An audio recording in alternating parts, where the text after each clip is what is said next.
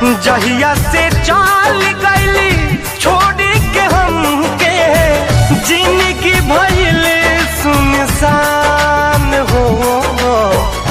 जाए चंदा ले आव खबरिया, जाए चंदा ले आव खबरिया, कैसन बारी मोर जान हो। चंदा कैसन बारी मोर